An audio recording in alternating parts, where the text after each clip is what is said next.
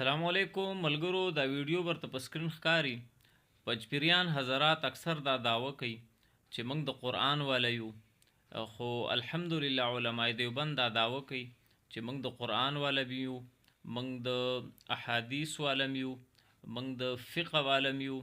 او الحمدلله موږ خپل اکابرین هم منو موږ صرف د قرآن والا نه یو موږ صرف د حدیث والا نه یو موږ صرف د فقه والا نه یو بلکې موږ تمام هغه اصول منو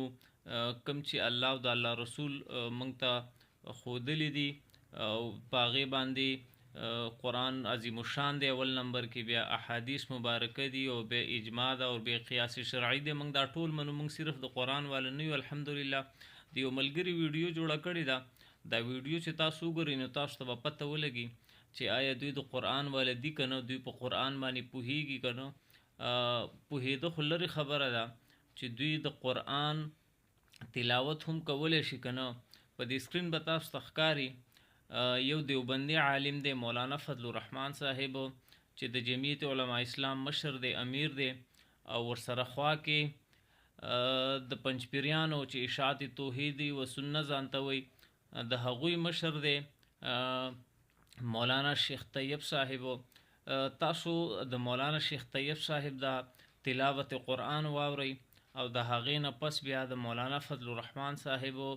تلاوت قرآن واورئ نو تاسو ته به په خپل اندازه ولګي پته ولګي چې د قرآن والا څوک د قرآن چاله ورځي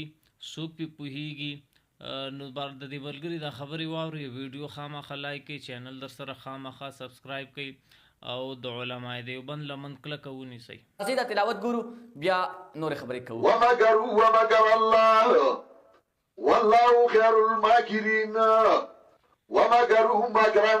ومكرنا مكرا وهم لا يشعرون ومكروا مكرا ومكرنا مكرا وهم لا يشعرون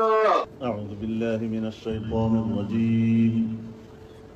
بسم الله الرحمن الرحيم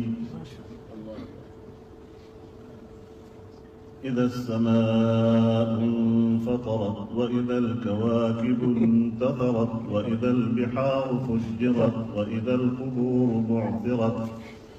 علمت نفس ما قدمت وأخرت يا أيها الإنسان ما غرك بربك الكريم الذي خلقك فسواك فعدلك في أي صورة ما شاء ركبك كلا بل تكذبون بالدين وإن عليكم لحافظين كراما كاتبين يعلمون ما تفعلون. خملګرو تاسو به ویډیو کتلی وي پر اکبر ته مخصوص شوی وي ځکه خو درته موږ وایو چې قائد جمعیت حضرت مولانا فضل الرحمن صاحب نامت برکاتهم العالیه د دې وخت ولی دی د دې وخت مجدد دی